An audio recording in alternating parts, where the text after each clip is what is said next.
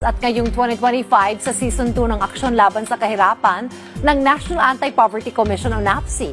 Makakasama po natin tuwing Martes at Huwebes sa RSP ang iba't ibang kinatawan po ng mga ahensya at lokal na pamahalaan upang pag-usapan po ang mga interventions ng gobyerno sa pagpuksa sa kahirapan.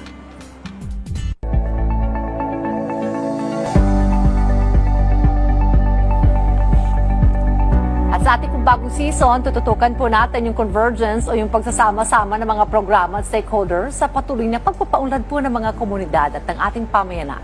Makakakwentuhan po natin ngayon sa ating programa si Council Member Maria Hidelita Bernal, si Ma'am Heidi mula po sa NAPC Cooperative Sectoral Council at member ng Federation of People's Sustainable Development Cooperative para talakayin po ang mga programa ng kanilang kooperatiba. Ms. Heidi, good morning. Welcome po sa Rise and Shine Pilipinas sa Aksyon Laban sa Kahirapan. Thank you so much, ma'am. Good morning.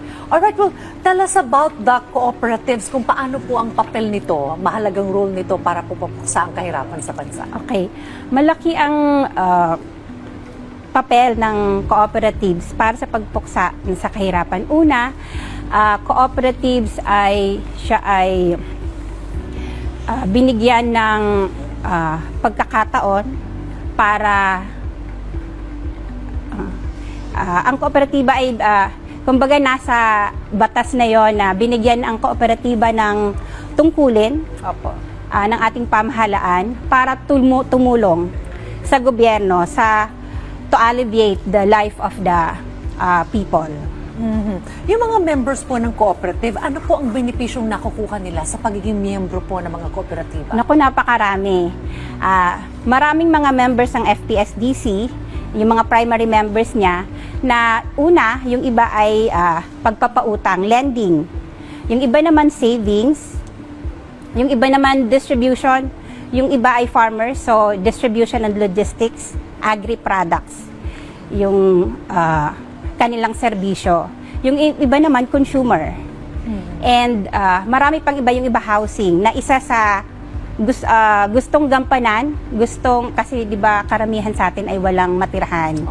So ngayon, isa sa goal ng NAPC ay magkaroon ng bahay, yung mga walang bahay by 2028. Alright, so yung mga pangarap na magkaroon ng sariling bahay, siguro magsimula rin ng sariling negosyo, natutupad nila sa pagiging miyembro ng kooperatiba. Yes. Marami nang nagsasabi niya na malaki ang naitulong sa kanila ng kooperatiba. Kasi yung iba, wala silang working capital sa kanilang negosyo. So nagkaroon sila ng mabilis na access ng working capital para makapagsimula sila ng negosyo nila. Kasi 'di ba, karamihan ngayon ay nangihingi ng collateral. Sa co-op hindi kahihingan ng collateral. Okay, that's good. So malaking bagay 'yon. May mga kwento rin na nakapagpatapos ng pag-aaral because of cooperatives. Yes. Right? Oo. So malaking bagay ang maging miyembro po nito. Sa mga hindi pa miyembro ng kooperatiba, paano ba sila magkakaroon ng access to be a member of cooperative? Sa ngayon, marami tayong co-ops. Sa Pilipinas, we have more than 20,000 co-ops. So, sa isang mga gustong mag-member sa kooperatiba, meron tayong iba't ibang primary co-ops within the Philippines na pwede nila. Kung ako, halimbawa, ay nandito sa Manila, maraming mga co-ops dito sa Metro Manila ang pwede kong puntahan. And mag-i-inquire lang ako ano yung mga requirements. And then, kapag naibigay na yung requirements, may membership education seminar na kailangan kong attendan para at least malaman ko ng gustong magpa-member kung ano-ano yung mga tawag nito, mga kailangan or the services of the co-op, and yung mga sa akin naman, ano yung obligasyon ko sa kooperatiba.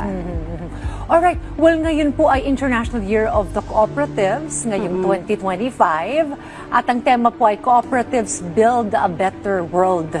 I wonder, ano po yung mga convergence initiatives na ginagawa po natin para po mas makabenepisyo pa po ang ating mga kababayan sa mga kooperatiba? Ito talaga worldwide, no? Maraming mga kooperatiba ang nag-celebrate ngayon. And for the co-ops naman, maraming convergence ang ginagawa nila. Yung iba po ay yung CDA ay meron silang partnership with different government agencies, kay DTI, kay DAR, kay DA, na mas nakakatulong ito for the farmers like cocoa farmers sa PCA.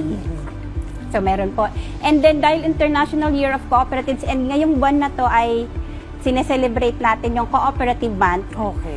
Maraming mga ginawang mga activities ang co-ops. October 1 pa lang nag-start na yung celebration. Pinatawag yung mga kooperatiba nationwide. So alam ko ginanap ito sa Pasay, sa Seda Hotel. And then may mga ibang kooperatiba na nagse-celebrate sila, parang may Luzon, Visayas, Mindanao, and yung iba naman provincial-wide.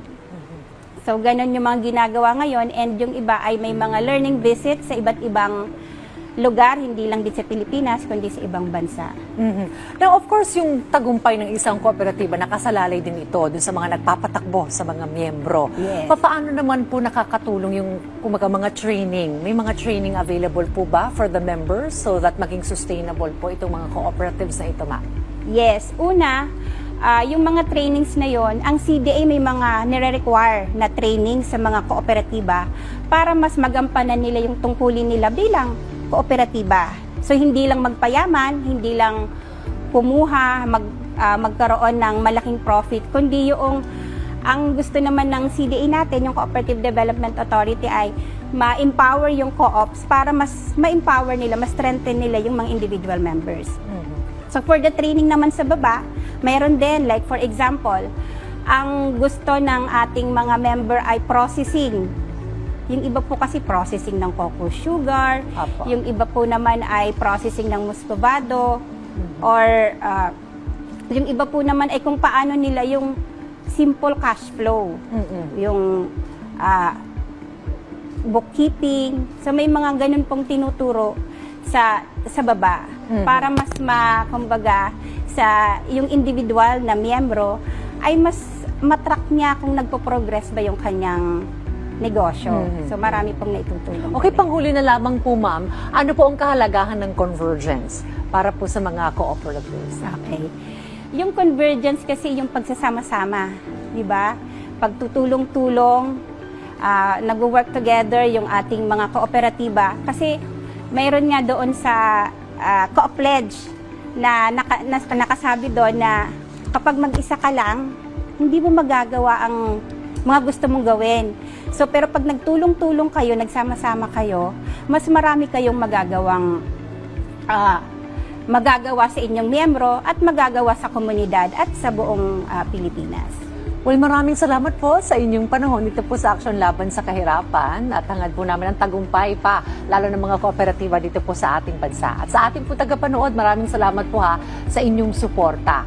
At hinihikayat po namin kayong muling sumabaybay dito po sa ating Aksyon Laban sa Kahirapan. Every Tuesday at Thursday po yan, dito po sa Rise and Shine Pilipinas. At ito, Ma'am Heidi, samahan niyo ako at sabay-sabay tayong umaksyon laban sa kahirapan.